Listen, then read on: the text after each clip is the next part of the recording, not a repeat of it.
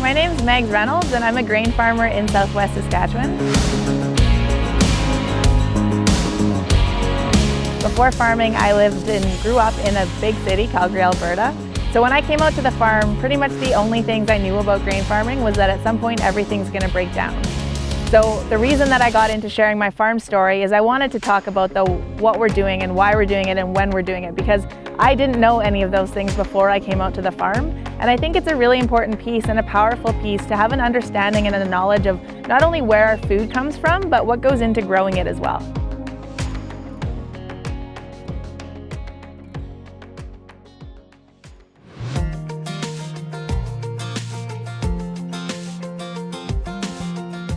Our first season with grain farming is spraying and planting or seeding, but we do a lot of prep before we get to that point. So for us, that could be working the edges of sloughs, which would be standing water in the field, and we would do that with a breaking disc. This is a breaking disc. So right now we're out in a field and we're working up an area that used to hold a lot of water that we call a slough. So we're going to turn it now so that we're able to seed into it. Oftentimes it's because there's a lot of weed cover that we need to break up so that we're able to pull our drill through there when we're seeding.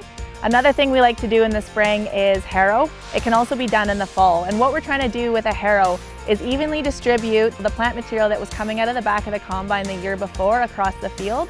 Another reason for harrowing is to create an even seed bed, or if you're looking to try to get rid of too much moisture, maybe you've got a date in mind that you want to seed, but you've got a little too much moisture in the soil, you can go in and do some harrowing for that as well.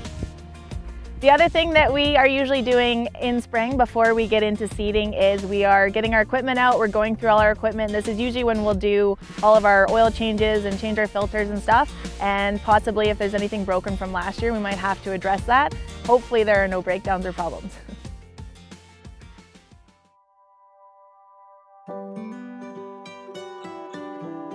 So after we've done all our prep, we've got all our fields ready for seeding, then we actually get to start seeding. And this usually starts happening around the middle of April and usually goes to about the middle of May, depending on weather. Weather is always our uncontrollable with farming. Once we get into the field, we have different seed that we're using. So we usually do 3 or 4 crops a year. We keep a crop rotation, and that's for sustainability, to manage our disease and manage our weeds, but also to go into our global markets. We could be seeding wheat, but it actually looks red, and this is so that we give the seed the best chance it has at starting its life. This will protect it from different diseases or insects that are in the soil.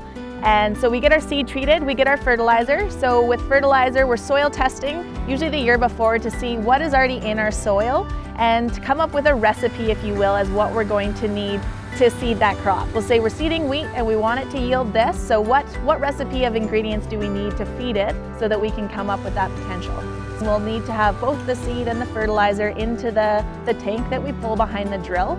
And the way that these move through is that we have 1 or 2 fans on the back of the drill, and they push the seed and the fertilizer through all the different tubes, and then it gets dispersed across the drill. And we've got openers or discs, and these actually create a trench in the ground for the seed and the fertilizer to drop down into.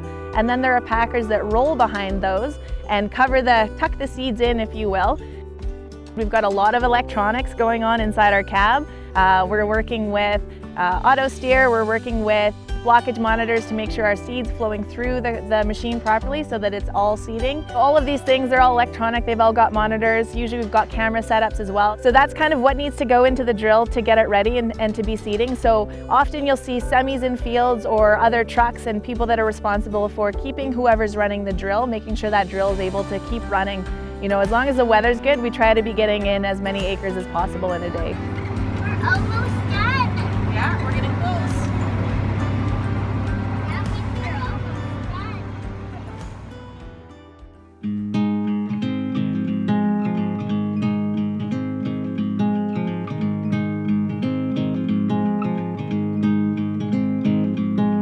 During the growing season, we're spraying our crop, so we'll go in, the first application is a herbicide application, and this comes in when the crop is at a certain stage. So If we have lentils, they're usually about this tall when we go in and spray a herbicide application on them. And that's to control any other weeds that are growing in the field. Like I said, we don't want anything else growing in that field because it's taking away from what we've put in that field or what rain has fallen on that field to create the best crop that we possibly can. So that's the first stage. And then next, depending on what's going on in your crop, is usually fungicide. So a fungicide is to protect it from disease. We've got different things that live in our soils, different diseases that can affect our crop.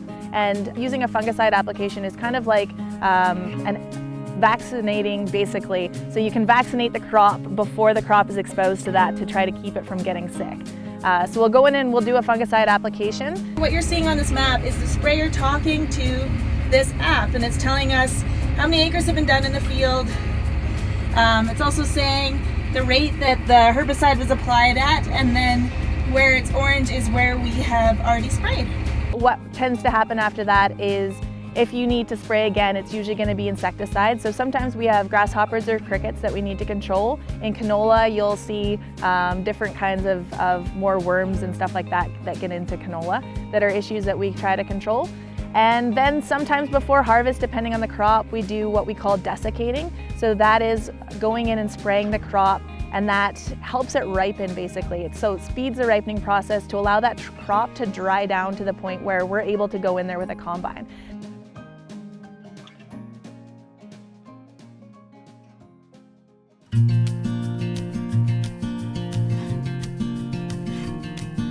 So after spring and seeding, then we're of course going to move into summer, and that is our growing season, if you will.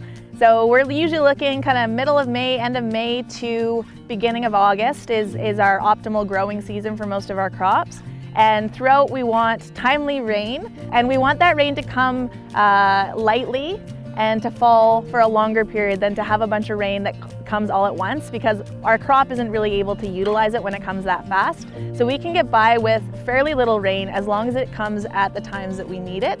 During the summer, we're not just letting the crop grow on its own, we're monitoring it and we're checking it. So we'll go out and we'll check our crop. We're looking for signs of disease. We're also looking for if there's any insects, and possibly are short on some nutrients that we need, so we could go in and address that as well. But we also like to see what's going on underneath the soil. So we will dig out some of the plants and look at the roots. And we don't want to pull them because then you can damage the roots. You don't actually get to see the full root structure. So we're looking at the roots to see, well, how deep they are. We're also looking to see how many hairs are on the roots to see how they're able to utilize what's in the soil. And if we're growing something like a pulse, so a legume like a lentil or a pea, we're looking to see the little nodules that are on the roots. And this is nitrogen that they're actually fixing and creating themselves. And that's one of the reasons we love using pulses out here in our rotation, because they put nitrogen back into the soil for our next crop. So they're a really great crop to have for that sustainability piece. One of the things that I get really excited about is the technology that we're seeing come into agriculture, especially right now. And so there are a couple different programs and things that we are using on our farms. One is a soil probe that is actually testing the moisture. So it's a probe that you would put in your field, and it monitors your moisture throughout the growing season. So you always know what is at the different stages. And this really allows farmers to make key decisions on their farm. So maybe when it comes down to a fungicide application or possibly putting on more fertilizer during the growing season, you can make that decision based off of knowing how much moisture is there for that crop to utilize. Another thing we're starting to see a lot of are weather stations on not only on individual farms, but on certain different locations on farms. We've been getting into a lot of very small weather systems, especially in the Southwest, and so that really helps as well to know, well, how much moisture did that field get, or what was the wind that day when so-and-so was out spraying. So those are all feeding into that decision-making piece. One of the most important things we do as well is auto steer, and it seems like it's not that big of a deal, but what auto steer has allowed us to do is be extremely efficient. So auto steer runs the GPS and the steering on the equipment, and it will kick in and take over to make sure that we're within under an inch of where we need to be. And so we can set how much overlap we have, whether that's spraying or seeding or combining, to make sure that we're not putting down any extra product than we absolutely need to, and to make sure that we're spending a lot less fuel and using a lot less fuel. So you can also get into, with that piece, sectional control, which means that if you go over an area you've already seeded or sprayed, that section of the equipment will shut off so that you're not using that extra product again. Another thing that you can see now is data monitoring, and there are different programs out there to collect all the data that our equipment is creating and to put it into a map or a program so that we can use that to make our decisions moving forward. We can create maps within a field on how we want to seed, amounts of fertilizer we want to use, how we want to spray, and it just allows us to be more efficient and basically to run our businesses better as farmers.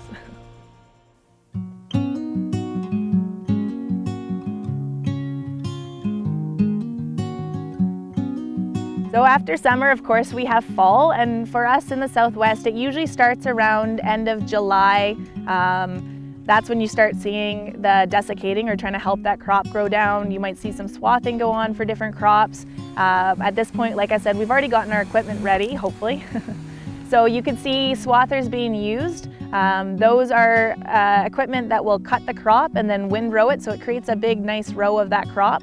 And that helps the crop dry out, so then you can go back in later once it's dried down and pick it up with a combine and process it with a combine. And so you can see swathing going on, desiccating going on, and then usually we like to see with weather for the rain to stop. So if we can stop seeing rain kind of around that third week of July, then that sets us up really well to go in and start harvesting pulses at the end of July or the beginning of August. So those would be our pea crops, our lentil crops, and our chickpea crops. So we can go in and do that, and those are usually the first that are ready to go. So if you're driving by a field at harvest, you're most likely to see a couple big trucks around. So those are the grain trucks that we're putting the grain that we harvest off the field into. And you're maybe also going to see a grain cart. So this is basically a big cart attached to a tractor that does all the running back and forth between the combines and the truck. So that again is a way to be more efficient and to save more time. That means the combines don't need to stop and they don't need to go to the truck to be able to unload. And then of course we have our combines. And combines are pretty amazing pieces of equipment. So what you have at the front is a header, and there are different types of headers. Some are for picking up a crop that's already been cut, and others are for cutting that crop down. So the header cuts it and then it feeds it up into the combine. And the combine is set up almost like a wash machine inside, where it's processing the crop and thrashing the crop to separate the crop from the seeds of the crop from the plant material from the crop. And so the seeds are going to fall through and they're going to go through sieves and be filtered out hopefully from everything else. And everything else like the weed seeds or the plant material is going to go back out of the combine, and we call it chaff. So the chaff goes out the back, and that's what you're going to see being spread on the field. And the grain that we've separated out is going up into the hopper on top of the combine, and then that's going to be unloaded with an unloading auger into that grain cart or that semi to be taken to the bins that are back at the farm waiting, or grain bags that would be set up in the field where we can store it in the field. We combine it in the same day as well.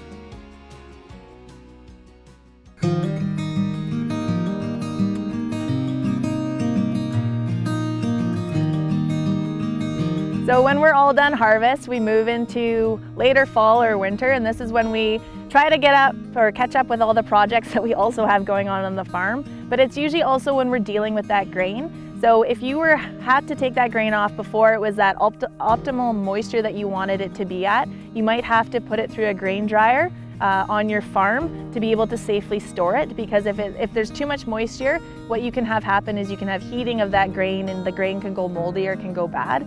So we have to monitor how we're storing it and how that grain's doing in the bins that we're storing it in, and we might have to dry it or put air through it to keep that grain at the temperature that we want to see it at. We're also at this point looking at our contracts for what our price point could be for selling that grain. So the way that we bring in money or cash flow our operation is to sell grain, and we get paid when we deliver that grain to an elevator. So that's some of the things that we'll be doing during winter, looking to sell that grain, and then also transporting that grain if it has been contracted. So we might personally haul it ourselves with a semi to the elevator, or maybe we have someone who comes in and picks it up in the yard or where the bins are and takes it to that elevator. And for Southwest Saskatchewan, most of where our grain is going once it hits the elevators is onto a train and all the way to the Port of Vancouver, which is about 1,500 kilometers. So our grain has a pretty long trip to get from our farms out to the global market that we rely on for marketing our goods to. We're also going to be working on equipment. So this might be when we get the combine in the shop if there are any issues from harvest, or maybe there are things on the seeder that we weren't able to do right after seeding because we had too many other things on the go. And so we've kind of got a little more time in the winter. There's not as much of a rush to be able to work on our equipment and to make sure everything is hopefully ready to start everything up again next year. Thanks for listening to a little bit of an overview on what a full growing season looks like on a farm in southwest Saskatchewan.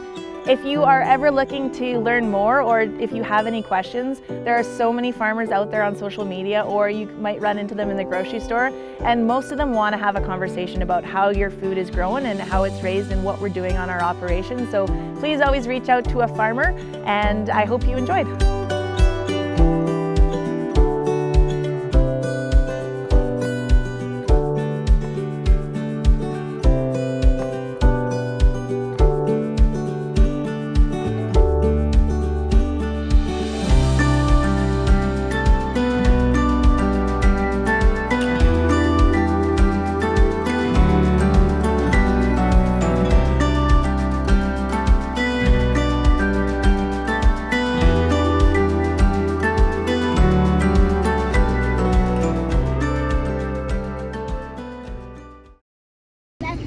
Baba black sheep, have you any wool?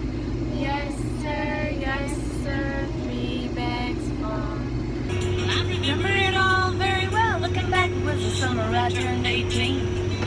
We lived in a one-room rundown shack on the outskirts of New